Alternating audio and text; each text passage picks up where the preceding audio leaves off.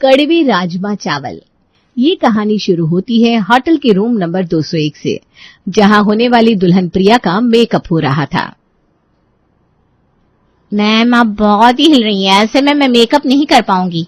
और प्लीज, आप दुल्हन की बहन है ना, कमरा खाली करवाइए। हर 2 मिनट में कोई ना कोई इस तरह दुल्हन का मेकअप देखने आएगा तो फिर मैं काम नहीं कर पाऊंगी। वैसे भी we are running out of time. अरे प्रिया यार, क्यों तुम सब सत्यानाश करने पर तुली पड़ी हो? 15,000 दे चुके हैं हम मुआ को।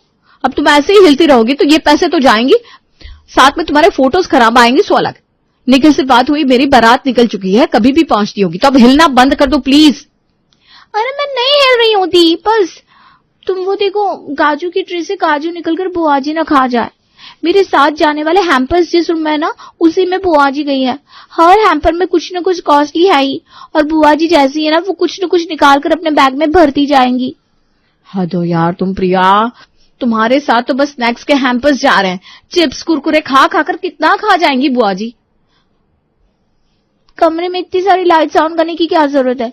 ये लाइट ऑफ कर दो ना दी, इसे देखकर मुझे इरिटेशन हो रहा है। और बाकी कमरों की लाइट्स भी देख लो, इलेक्ट्रिसिटी बिल अलग से लेंगे होटल वाले। अरे होटल बुकिंग में इतने पैसे लग गए हैं तो इलेक्ट्रिसिटी का बिल भी दे देंगे। प्रिया, तुम्हारी कंजूसी ना प्रिया, हद हो सच में। तुम्हारी कमरे के लाइट्स ऑफ कर दूंगी तो मेकअप कैसे होगा? आपसे क्या ही उम्मीद करूं मैं दी, जब होटल वालों ने कॉम्प्लीमेंट्री में कोल्ड ड्रिंक दी है तो अब तब से कॉफी क्यों पी रही हो? और मैम, आप जल्दी मेरा मेकअप खत्म करिए ना। अगर ये मेकअप के चक्कर में यहाँ बैठी रही तो ये सारे मेहमान ना मेरे पापा के पैसे उड़ा देंगे। नहीं, 1 मिनट रुकिए, पहले कैटरिंग वालों को मैसेज कर देती हूँ, जब तक बारात नहीं आती खाना शुरू ना करे, वरना 500 की जगह 1000 प्लेट खाना लग जाएगा, क्योंकि आधे लोग तो अभी खाकर पेट भर लेंगे और बारात के वक्त दोबारा खाने बैठ जाएंगे। तभी दुल्हन की मां ममता दरवाजा खटखटाती है। अरे निशा, दरवाजा खोल, मैं हूँ, कोई नहीं है मेरे साथ। निशा दरवाजा खोलती है। अच्छा, ये है ब्यूटिशियन। अरे निशा, ये लड़की बुलवाई है तुम लोगों ने, ये कर लेगी मेकअप? 15,000 जैसा तो मुंह भी नहीं है इसका। जैसी माँ वैसी बेटी। तुम जाओ ना मम्मी, इतनी मुश्किल से तो प्रिया मेकअप करवाने बैठी है। ये थी प्रिया, जिसने कंजूसी में MA किया हुआ था। बारात आती है और अच्छी तरह सब निपट जाता है। फिर आती है विदाई की बेला, जहां सभी विदा हो रही प्रिया को पकड़कर जोर जोर से रो रहे थे। तभी पीछे से भीड़ को चीरती हुई निशा आती है। अरे हटो भाई, साइड दो। अगर मैं दुल्हन के पास नहीं पहुंची ना तो दुल्हन अपने ससुराल वालों का बेड़ा कर देगी। सुनो प्रिया, वहां जाती ही अपनी ये कंजूसी की परात मत बिखेर देना। ससुराल वाले कोई गरीब नहीं है तेरे, अच्छा खासा पैसा है उनके पास। वहां जाने के बाद उन्हें भी वक्त देना और खुद को भी, ताकि वो तुम्हारे साथ और तुम उनके साथ एडजस्ट कर पाओ। ठीक है दी, कुछ नहीं बोलूंगी उन लोगों के सामने, पक्का प्रॉमिस। और अपनी बहन को प्रॉमिस देकर प्रिया गाड़ी में बैठ जाती है, जिसके सामने के शीशे पर निखिल वेड्स प्रिया लिखा हुआ था। इन लोगों के पास तो 15 लाख से ऊपर कोई कार ही नहीं है, तो फिर ये 20-25 लाख की कार कहां से ले आए निखिल? जरूर किसी से मांगी होगी, ये दिखावे का ट्रेंड। प्रिया गाड़ी में बैठती है और गाड़ी उसके ससुराल की ओर बढ़ना शुरू हो जाती है। आपकी हार्ट बीट तेज होगी ना, घर की याद भी तो आ रही होगी आपको प्रिया। मैं पूरी कोशिश करूंगा कि आपको आपके घर की याद आज के बाद कभी ना आए। घर की याद क्या आएगी मुझे तो मम्मी के खर्चों की याद आ रही है। एक माँ ही थी जो उनके खर्चों को कंट्रोल करती थी, अब तो वो दिन रात पैसे उड़ाएंगी। कहीं काम वाले के पैसे ना बढ़ाते मम्मी। हाँ, मुझे पूरा विश्वास है आप मुझे मेरे घर की याद नहीं आने देंगे। तभी प्रिया की नजर रास्ते पर पड़ती है और वो देखती है कि ड्राइवर लॉन्ग रूट ले रहा है। 5 मिनट के रास्ते को 20 मिनट का कर देगा ये ड्राइवर, सारी पेट्रोल यहीं खत्म हो जाएगी। अरे भैया, आप ये लॉन्ग रूट क्यों ले रहे हो? मेरा मतलब है कि मेरा बस चले तो मैं पूरी रात आपके साथ घूमती रहूं निखिल, पर वहां हम दोनों की गृह प्रवेश के लिए मम्मी जी दरवाजे पर खड़ी इंतजार कर रही होंगी ना। जितनी जल्दी हम घर पहुंच जाए उतना अच्छा है। एक ही दिल है, कितनी बार जीतेंगे अब मोहतरमा। और होता है घर की इकलौती बहू का गृह प्रवेश। जगह बदल गई, रिश्ते बदल गए, पर प्रिया कैसे बदल जाती। प्रिया तो वही की वही रही। अगली सुबह उठते ही प्रिया सबसे पहले जाती है रसोई में, ये देखने कि कहीं रसोई में फिजूल खर्ची तो नहीं हो रही। अरे नहीं बहुरिया, आपको आने की क्या जरूरत थी रसोई में? आज तक रसोई में आपकी सास नहीं आई। आप आराम से अपने कमरे में बैठिए, मैं लाती हूँ ना खाना। भैया ने मुझे बता दिया आपको नाश्ते में पोहा खाने की आदत है ना। कमरे में बैठी हूँ और पैसे लूटे तू। नहीं नहीं कमला दीदी, मेरी ये संस्कार नहीं है। मेरा मानना है कि घर की रसोई घर की बहू के हाथों में ही होनी चाहिए। अरे नहीं बहुरिया, ये सब ना 4 दिन की बात होती है। शुरू में सारी बहुएं यही कहती है, रसोई संभालती भी है, पर उसके बाद उनसे रसोई संभाली नहीं जाती और खाने को लेकर ना कुड़कुड़ करने लगती है। और ये कूड़न कब गृह कलेश में बदल जाता है समझ में नहीं आता। इसीलिए मेरा रसोई में रहना ही ठीक है। और वैसे भी मैं नई थोड़ी ना हूँ, आपकी दादी सास मुझे दहेज में लेकर आई थी। और ये तो रसोई से चिपकी गई है, जाना ही नहीं चाह रही। कुछ देर बाद कमला सभी के लिए टेबल पर खाना लगाती है, जिसे खाकर प्रिया कहती है, कैसा खाना बनाया है आपने कमला दीदी? ओ माय गॉड, मेरे तो हलक के नीचे नहीं उतर रहा ऐसा पोहा। कितना तेल है इसमें? तुझे पोहा अच्छा नहीं लग रहा बेटा? तो तू फिलहाल पराठे खा ले और फिर कमला मौसी को बता देना तुझे कैसे पोहे पसंद है, वो बना दिया करेगी। जितनी देर में मैं इन्हें बताऊंगी मम्मी जी की कैसे क्या बनाना है, उतनी देर में मैं खुद ही पोहे बना नहीं लूंगी। मेरा खाना बनाने की जरूरत नहीं है, अब से मैं खुद बना लिया करूंगी। ऐसा क्यों बोल रही है नई बहू जी आप? मैं हूं ना, मैं बना दूंगी, एक मौका तो दीजिए मुझे। दोपहर के वक्त कमला ठीक से देख सुनकर एक एक डिश तैयार कर रही थी। लगता है नई बहू नहीं चाहती कि मैं इस घर में रहूं। मेरा घर द्वार तो सब यही है। नई बहू को राजमा खाने थे, अगर अच्छे से नहीं बने तो आज तो इस घर से मेरा जाना तय है। कमला घर वालों का फेवरेट राजमा चावल बनाने के बाद बाहर टेबल पर प्लेट्स लगाने के लिए चली जाती है और उसी वक्त आती है घर की इकलौती बहू प्रिया और राजमा चावल के ऊपर नींबू निचोड़ देती है। हाँ सच में, और खाने को खराब करने के लिए उसके ऊपर डाल देती है शक्कर। बिल्कुल सही सुना आपने, शक्कर। अब मीठा राजमा चावल खाए तो कौन खाए, और इस बार खाना खाकर प्रिया तो कंप्लेंट नहीं करती, पर सभी के नाक मुंह सिकुड़ जाते हैं। उम्र हो गई है आपकी भी कमला मौसी, गलती से राजमा चावल में चीनी डाल दिया अपना।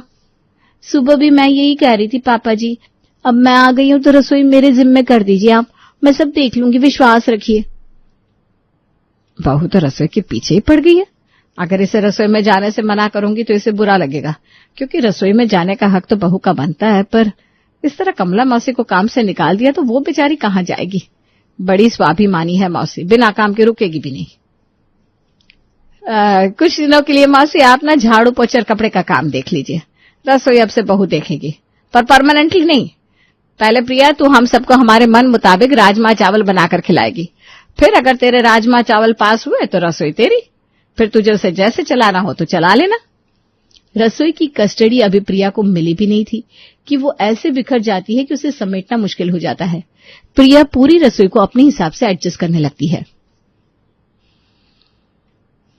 ये बर्तन टूट तो नहीं गए थे जो कमला दीदी ने छज्जे पर चढ़ा दिया? अच्छी खासे तो दिख रहे हैं। बस फिजूल खर्च करना था उन्हें, नया सेट बर्तन का मंगवाया होगा और उसमें पैसे मार लिए होंगे। रसोई के सारे नए बर्तनों को, नॉनस्टिक पैन, तवे, कढ़ाई सभी को प्रिया वापस से पैक करके रख देती है और छज्जे पर रखे पुराने बर्तनों को निकालकर इस्तेमाल करना शुरू कर देती है। आज प्रिया अपने पहले ट्रायल राजमा चावल को अपने ससुराल वालों को खिलाने वाली थी। वाह प्रिया, क्या खुशबू आ रही है, बिल्कुल सही जा रही है तू। ऐसे ही राजमा चावल बनाकर आज ही सबका दिल जीत लेगी और हमेशा के लिए रसोई अपने अंडर कर लेगी। प्रिया अपनी माँ से फोन पर बात करती हुई राजमा चावल की रेसिपी पूछती जा रही थी और हर स्टेप पूरा करती जा रही थी, पर अपनी कंजूसी के साथ। और फिर आती है नींबू निचोड़ने की बारी, और इस बार सच में नींबू ही निचोड़ने की बारी थी। नींबू से जितना रस निकले उतना ही रस निकालना, अपनी कंजूसी से एक्स्ट्रा मत निकालना, वरना क्या होता है ना, उससे खाने में कड़वाहट आ जाती है, कसैलापन आ जाता है। क्या डालना है तुम बस वो बताओ मम्मी, कैसे डालना है वो मैं देखूंगी। कसेला बन जाता है तो मटमैला बन जाता है, कुछ भी। आपने वो कहावत नहीं सुनी क्या, अगर नींबू में बीज ना होते तो वो मरे हुए आदमी को भी जिंदा कर देता। इसका कसेलापन भी फायदा ही करेगा ना। और नींबू में एक बूंद भी रस ना छूट जाए, इसलिए प्रिया नींबू को हद से ज्यादा निचोड़कर राजमे में डाल देती है और राजमा चावल सभी को सर्व करती है। हाय हाय हाय बहू, ये क्या है, इतने कड़वे राजमा चावल? हाँ बहू, ये तो बहुत ही कड़वे। ऐसा खाना बनाकर तो रसोई लेना चाहती थी। हो गई होगी गलती मम्मी, गलती से कुछ कम ज्यादा हो जाता है ना प्रिया? नहीं नहीं निखिल, कुछ कम ज्यादा नहीं हुआ, मैंने सब कुछ नाप तोल कर डाला था। पता नहीं खाना कड़वा कैसे बन गया। मुझे एक और मौका दीजिए ना मम्मी जी। प्रिया को समझ में नहीं आता कि उसने क्या गलती की जो राजमा कड़वे हो गए, पर वो हार नहीं मानती और अगले दिन के लिए अभी से ही फिर से रेसिपी लिखनी शुरू कर देती है। कॉपी में लिखी हुई रेसिपी को छत पर घूम घूम कर प्रिया याद कर रही थी कि उसकी नजर कोने में पड़े स्टोव पर पड़ती है। हे भगवान, इस तरह खुले में गैस स्टोव कौन रखता है? ये तो नया है। जब ये गैस स्टोव घर पर था तो नया गैस स्टोव लेने की क्या जरूरत थी? सच में ये कमला भी ना हद है। अब तो ये रसोई का बैटल मुझे जीतना ही होगा। और प्रिया किचन में लगे हुए गैस स्टोव को हटाकर छत से लाए गैस स्टोव को फिट कर लेती है और बनाने शुरू करती है राजमा। ये बर्नर तो अलग ही फ्लो में जल रहा है। एक बर्नर में इतनी तेज फ्लेम निकल रही है और दूसरे में इतनी धीमी। अच्छा, अब समझ में आया। कमला ने इसे इसीलिए हटाया था क्योंकि इस पर ज्यादा जल्दी खाना बन जाएगा तो गैस कम लगेगा। हाँ दीदी, पकड़ ली मैंने आपकी चोरी। और पैसे बचाने के चक्कर में प्रिया यही नहीं समझती कि अगर स्टोव से फ्लेम बहुत ज्यादा निकल रहा हो तो खाना जल भी सकता है और अगर फ्लेम बहुत धीरे आ रहा हो तो खाना कच्चा रह सकता है। जिस स्टोव से फ्लेम ज्यादा आ रही थी उस पर चढ़ाती है प्रिया चावल और धीमे वाले पर राजमा। चावल तो तुरंत पक जाते हैं, पक क्या जाते हैं, नीचे से जल जाते हैं। कल भी कुकर से सीटी नहीं आ रही थी, अभी भी नहीं आ रही। फ्लेम तो इतना तेज है, चावल पक ही गए होंगे। वैसे ज्यादा देर तक पकाऊंगी तो गैस ही बर्बाद होगा, उतार लेती हूँ। और ऐसे ही ओवर कुक्ड चावल और हाफ कुक्ड राजमा को प्रिया अपने ससुराल वालों को परोसती है। अरे बहू, चावल तो पूरी तरह जले हुए हैं। हे भगवान, कितने कड़वे लग रहे हैं। और ये राजमा, ऐसे मेरे दांतों में दर्द था और बढ़ गया। खाने की बर्बादी ना हो इसलिए सुषमा तो किसी तरह उस खाने को खा लेती है, पर शुभम तो देख देख कर अपने प्लेट से राजमा बाहर ही निकाल देता है। मम्मी जी, एक और मौका, बस लास्ट एक मौका। एक और मौका लेकर प्रिया जाती है रसोई में और हर बात की फिक्र छोड़कर प्रिया को इस बात की फिक्र होती है कि उसके ससुर जी ने प्लेट से राजमा चुन चुन कर निकाल दिया। ये तो बहुत बड़ा नुकसान हो गया। आज पापा जी ने तो सारे राजमा प्लेट से हटा दिए। लगता है गलती मेरी हो रही है। क्यों ना राजमा को पैन में पकाया जाए और चावल की सीटी के अंदाजे का मैं अपने फोन पर हर 2 मिनट बाद का एक अलार्म लगा लेती हूँ। जैसे 4-5 अलार्म बजेगा चावल बर्नर से हटा दूंगी। अरे क्या तेज दिमाग है मेरा, कोई जवाब नहीं मेरे दिमाग का। और इतना सब बर्बाद करने के बाद प्रिया तीसरा दिमाग लगाती है और एक नॉनस्टिक पैन को निकालती है। वो नॉनस्टिक पैन जो खराब हो चुका था, जिसके ऊपर से प्रोटेक्टिव लेयर पूरी तरह से जा चुका था। पैन में राजमा को तैयार करने के लिए प्रिया प्योरी बनाती है और दूसरी तरफ चढ़ाती है चावल। मम्मी की नींबू वाली बात मुझे याद है। नींबू से अगर राजमे के स्वाद में 19-20 हो रहा है तो नींबू डालती नहीं हूं ना। हाँ, अब ठीक है। अब खाने को पकाने के लिए छोड़कर प्रिया हॉल में बैठकर टीवी देखने लगती है। तभी उसके फोन से अलार्म की आवाज आती है। लगता है चावल पक गए। कब से सीटी की आवाज आ रही है। आज तो हमें राजमा के साथ चावल खिला ही देना बहू। कितने दिन हो गए राजमा चावल खाए। खा गई ना आप चकमा मम्मी जी। ये सीटी की आवाज कुकर से नहीं आ रही, ये आवाज मेरे फोन से आ रही है। मैंने अपने फोन पर हर 2 मिनट के बाद सीटी की टोन का अलार्म लगा लिया है ताकि जैसे ही 4-5 सीटियां कंप्लीट हो मैं जाकर चावल उतार दूं। अच्छा, मैं समझ गई। आज भी चावल कड़वे ही मिलेंगे। खराब नॉनस्टिक पैन पर पके हुए राजमे का स्वाद इतना कड़वा हो जाता है कि अच्छे से ना खाया जाए। और चावल का तो बेड़ा गर्क कुकर के अंदर ही हो चुका था। 5 सीटी कौन लगाता है चावल में, वो भी तब जब फ्लेम इतना हाई हो। खैर, प्रिया को तो करनी थी बचत, उसे कहाँ कुछ दिख रहा था। प्रिया कुकर से चावल निकालती है और देखती है नीचे का हिस्सा पूरी तरह ब्राउन हो चुका है। ओह, तो ऐसे बनते हैं ब्राउन राइस। अब मैं समझी, ये लोग ब्राउन राइस के नाम पर लोगों को पागल बनाते हैं। अब मैं खिलाऊंगी मेरे ससुराल वालों को ब्राउन राइस, वो भी नॉर्मल राइस के दाम पर। प्रिया का तो कॉन्फिडेंस इतना हाई हो जाता है कि कहने ही क्या। और फाइनली अपने बनाए राजमा चावल को गार्निश करने के बाद प्रिया उसे खाने के टेबल पर लगाती है। बोलना तो नहीं चाहिए दीदी, पर आप ना अपना सामान अब बांध लीजिए, वही अच्छा होगा आपके लिए। जो होना है वो तो तय है बेटा, पर मुझे नीचे गिराने के लिए तो कुछ ऐसा मत करना कि तेरे घर वालों को राजमा चावल से नफरत हो जाए। एक एक कर सभी खाने के टेबल पर बैठते हैं और आज होती है खाने की फाइनल टेस्टिंग। इसके पहले कि आगे जाकर तू ये बोले कि बहू, मम्मी जी मुझे एक और चांस दे दीजिए, मैं कह देती हूँ ये मौका तेरा आखिरी था। अब जो तूने परोस दिया है उसी के ऊपर यह तय होगा कि कमला मौसी रसोई संभालेगी या तू। मम्मी, ऑब्वियसली ये फाइनल टेस्टिंग है। इससे ज्यादा इतने कड़वे राजमा चावल मैं टेस्ट नहीं कर सकता ना भाई ना। आज तो निखिल जी ने भी मेरा साथ नहीं दिया। सब ठीक रखना भगवान।